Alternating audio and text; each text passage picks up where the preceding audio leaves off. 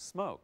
Think about every movie you've ever seen, right? Go back. Betty Davis, Joan Crawford, Norma Shear, Toulouse Lautrec, they all had a cigarette and they had a drink. It was either alcohol or coffee. Always. My parents, your parents, they watched this. These were their role models. So they didn't think anything was wrong with them. My parents smoked. They were nice people. Your parents were nice people. I couldn't get my mother to stop smoking or my father to stop smoking. My father died at 58. My mother died at 58. He of cancer and she of a heart attack. 58. Yet they thought they were doing okay because, well, Gary, they would say, if smoking were that bad and what you're saying, the die's that bad, why didn't our family doctor say it to stop? I said, because look at the family doctor. He smokes and drinks and eats this stuff. He's not going to tell you to stop doing what he's not willing to stop himself. I said, it's not good for you. And I couldn't get him to stop. Okay, but maybe you'll think twice about this. So we've got to cleanse the system. Juicing, start with 1 glass of vegetable juice per day and build up.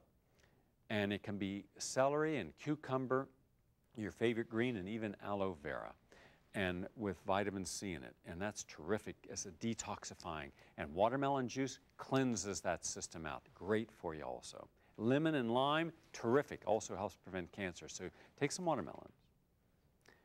Put in the whole lemon, meaning the skin and the seed, because it also helps you with your candida, the yeast in the intestine, and bacteria, helps cleanse them out. Now, let's go to the mind-body connection with cancer.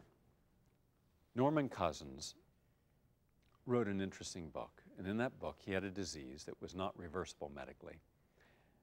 And he showed that by thinking funny thoughts and watching Marx Brothers films, it changed how he felt, and ultimately he was able to overcome his condition. That's how powerful the mind is. Well, think from a woman's perspective. All of the different thoughts that will give you a sense of completeness, wholeness, an integrated sense of self that you haven't used. Think of your attitude. If you have an attitude that you're a victim, you're overwhelmed, you're overworked, you're not honoring your own life. Maybe you went to school, maybe you got a career and you did it all right. You did everything you were told to do. You did not disobey anyone. And then one day you wake up and you're still feeling alone and disconnected. Does that happen to any of you? You think, hold on, I work so hard. I've done everything. Why? Why do I still feel empty? And do you know what women frequently do when they feel empty? Work more, get busy, move more things. They never stop for that moment of unconditional quality of self, because if you're all alone and there's no distractions, there's no noise, phones, nothing else except you, then you got to come to grips with you. So what if you just started to say, okay, here's what it comes down to. If I've lived my life up to this point, and if I do not feel fulfilled, then I'm going to change my perception and perspective about who I really am. I'm going to start honoring the real self, not the conditioned self, not the social self, not the self that everybody has relied upon. I'm going to honor the real self. You are what you eat. That's a very real phrase. And you are what you drink, and what you smoke, and what pills you take. They all affect how you feel and how you ultimately look. I know you want to look your best and you want to look younger. Next, I'll help you get beyond how the media is telling you how to look, how addictions can aid you, and how to rid yourself of them. Stop the extremes of dieting and stress, and deal with chronic fatigue syndrome, and save thousands of dollars in cosmetics and still look beautiful and slow down the aging process. Do you think you're beautiful? By what standards? Well, if you're the average woman, and let's say you're 35, already based upon how we treat beauty in this country, you're looking in the mirror and you're somewhat concerned because you're no longer 20. And if you're the average man looking between a 30 and a 20-year-old woman, or a 40 and a 30-year-old woman, you're looking for the younger woman. Shouldn't be that way. But we're told that unless you're thin, almost anorexic, unless you have a perfect body that's flawless, both breasts have to be absolutely equal, both sides of your face equal, lips flush and pure, eyes like a little dove, and a long, beautiful body, that somehow you're imperfect. A woman has to do somersaults to try to show that she is acceptable, that she has something special. What if the woman could be anything they want? You know, they could be overweight, they didn't have to take care of their hair or face or makeup or anything, but the guys had to have a perfect body. They had to have an abdominal muscles you could do your laundry on, right? They had to have no fat, had to have a perfect rear, muscles, flawless face, perfect nose, perfect teeth, perfect lips, articulate and be sensitive, kind, emotionally available. How many men could honor that? You know one? I don't know one, right? Why do we have to have a double standard? Why can't we simply say that it is really immaterial how beautiful you are? It is the beauty of your spirit, it is the beauty of your nature that counts. You go putting all that gobbledygook on the face, go look in the average woman's medicine cabinet. My God, it's like a witch's brew in there. Look at it. There's 13,000 bottles, right? You spend a fortune on all this stuff. And for what? Everything you put on the body doesn't change how you feel about yourself. It only changes temporarily how you think you look, but it doesn't change you as a person. I believe that we've got to stop putting all the money into these cosmetics. I believe that there's a difference between being clean and properly groomed versus being excessive in our need to have artificial standards. I never know why American women wanted those nose jobs anyhow. Think about the cosmetics you put on your face and on your body. How many perfumes in there cause allergies? I know a woman that was chronically ill, always infections, and couldn't figure out why. It was not in the diet, it was in the cosmetics she was using, and she was using expensive cosmetics because they had allergens in them. Hairsprays, lipstick, mascara, makeup, perfumes can be highly allergenic.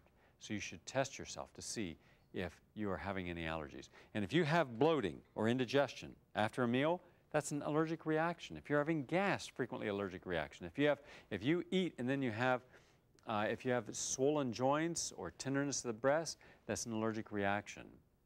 We like to think of allergies as being something like strawberries and hives. There are hundreds of allergic reactions that can occur that you won't even know about.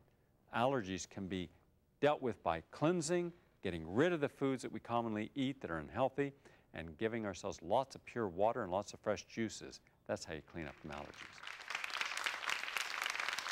Not whether or not you got one eyebrow the right size or whether your texture's here, whether you got a little extra pounds. So you got a couple extra pounds, right? So there are imperfections.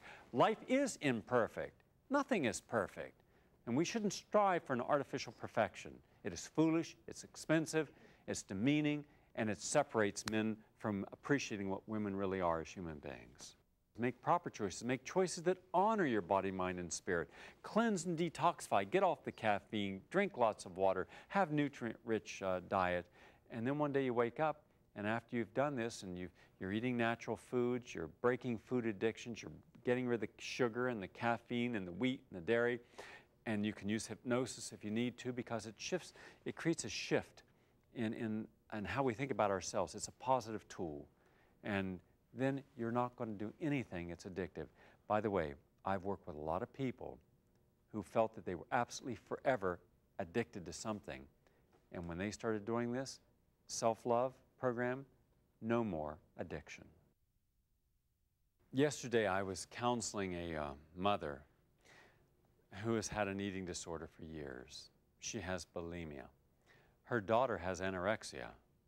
Now, where's this come from? It came from her mother, who was fixated on always being skinny. So she starved herself. And in school, the daughter's about 14, I said, why do you want to starve yourself? She said, well, because thin is pretty, thin is beautiful, and fat is not. And if I'm overweight, no one's going to pay attention to me. Anorexia, you can die. Look at Karen Carpenter, all right? You can die because you're creating malnutrition. You're eating nutrients that are not getting into the system. You have too little fat. You need fat. Fat is necessary to produce hormones, to produce all your sex hormones. You need fat in the diet. You need it for your skin. You need it for your hair. You need it for your nails. Your immune system works also on fat. You need it as antiviruses. Nutrients are from fat. You need fat in the diet. But you go on these fat-free diets, you starve yourself, you restrict the calories, and then you start taking amphetamines and caffeine and things that will supercharge your system, give you an artificial sense. You don't want that. What you need is a sense of self-esteem. Stop thinking of yourself in someone else's eyes. Think of yourself in your own eyes. When you're looking in a mirror, you shouldn't see 100 million men